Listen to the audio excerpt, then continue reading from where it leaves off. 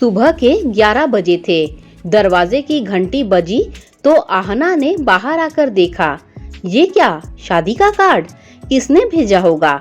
लिफाफा खोला तो लाल और सुनहले अक्षरों में अभिषेक वेड्स रोशनी देखकर आंखों से खुशी के आंसू छलक आए। नैनों से अकस्मात हुई वर्षा में मन मयूर नाच उठा था। जब मन की चंचलता काबू में न रही तो वह अतीत की यादों में खो गई। अभिषेक उसका सहपाठी था जिसके दो ही अरमान थे, पहला आईएएस में चयन और दूसरा आहना का जीवन पर्यंत का साथ। अभिषेक सिविल सर्विसेज की तैयारी कर रहा था और Aahna post graduation final year में थी। दोनों के मन में एक ही सवाल आता था कि उनकी मोहब्बत अंजाम तक पहुंचेगी या नहीं, उनका साथ हमेशा के लिए होगा कि नहीं। वो कहते हैं ना कि इश्क और मुश्क छुपाए नहीं छुपते। जब उनके प्यार की बात आहना के पिता को पहुंची तो वह बुरी तरह बिफर गए। कड़क कर बोले, पढ़ने गए थे तो पढ़ाई करते, प्यार में पढ़ने की क्या जरूरत थी?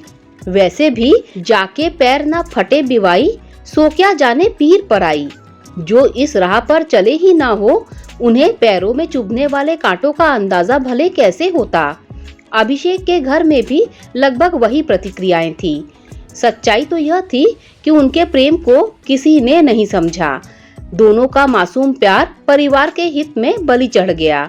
तुम्हारे पिता का आत्मसम्मान बहुत ज्यादा है, वह टूट जाएंगे पर झुकेंगे नहीं। अगर उन्हें कुछ हो गया तो मैं अकेली कैसे तुम सबों की देखभाल करूंगी? मेरी पूरी गृहस्थी चरमरा जाएगी। तुम्हारे भाई बहनों का क्या होगा? माँ ने हर संभव मानसिक दबाव बना डाला था, जबकि आहना अभिषेक के प्यार में आकंठ डूबी थी। उसका स्थान किसी और को देने की सोच भी नहीं सकती थी। जननी व जनक के आशीर्वाद देने वाले हाथ याचना में जुड़े थे। जो हाथ आज तक देते आए हैं वह कुछ मांगने के लिए जोड़े गए थे। पैरों के नीचे से जमीन खिसक गई थी और दिमाग शून्य हो गया था। उसे अपनी खुशियां देनी थी, अपने जीवन का हक अदा करना था। माता पिता से तो जिद भी कर लेती, पर भाई बहनों के प्रति अपराध बोध लेकर कहाँ जाती। बड़े ही बेमन से उसने उनकी इच्छा के आगे समर्पण कर दिया।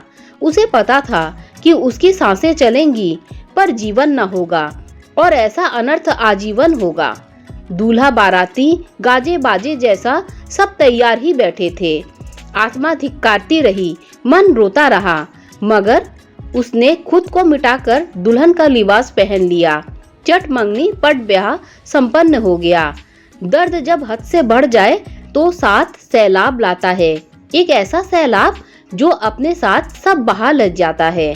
और ऐसा ही हुआ जब पति ने पूछा, तुम इतनी इंटेलिजेंट और स्मार्ट हो, तुम्हारी शादी तो क्लास 1 अफसर से हो सकती थी, तुम खुद भी कुछ बन सकती थी, ऐसे में मुझे क्यों चुना?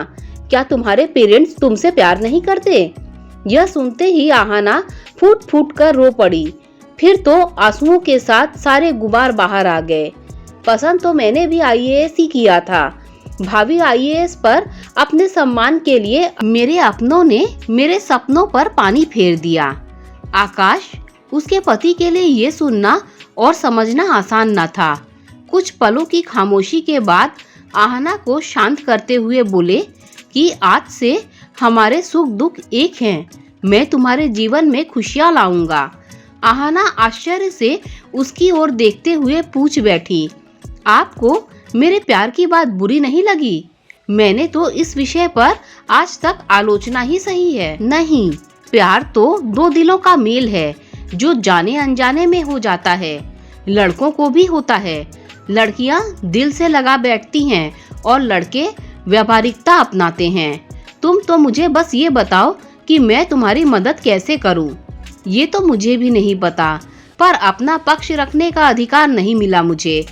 काश कि मैं एक बार उससे मिल पाती, उससे किया वादा ना निभाने के लिए क्षमा मांग पाती। पत्नी की सच्चाई ने मन मोह लिया था। जाने कैसे एक दर्द का रिश्ता जुड़ गया था। उसे समझ में आ गया था कि जबरन हुए विवाह से आहना घुट रही है। वर्तमान को स्वीकार करने में अभिषेक ही मददगार साबित होगा। ये सोचकर आकाश ने आहना को उसकी खोई हुई खुशियों से रूबरू करवाने का फैसला किया।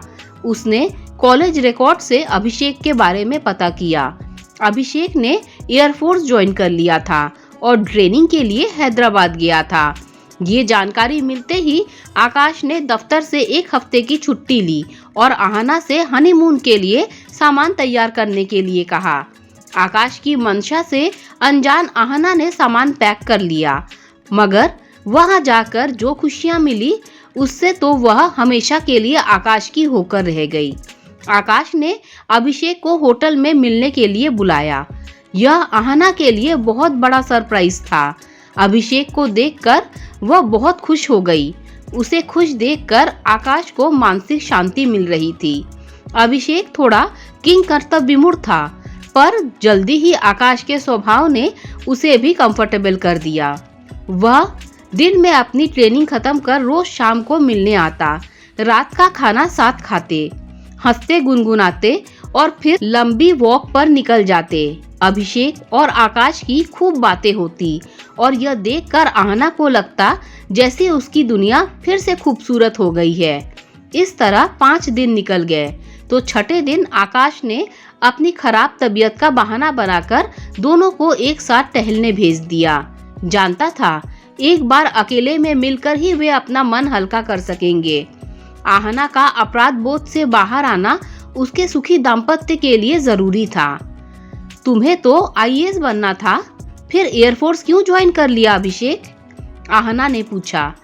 तुमसे बिछड़ने के बाद आसमान से इश्क हो गया। देखो कैसे सुख दुख में एक सी छत्र छाया देता है हमें, अभिषेक ने कहा। ओहो फिलोसफर, मुझसे नाराज हो? हम दोनों के जीवन का फैसला मैंने अकेले क्यों ले लिया? आहना ने पूछा। ना आहना, बिल्कुल नहीं।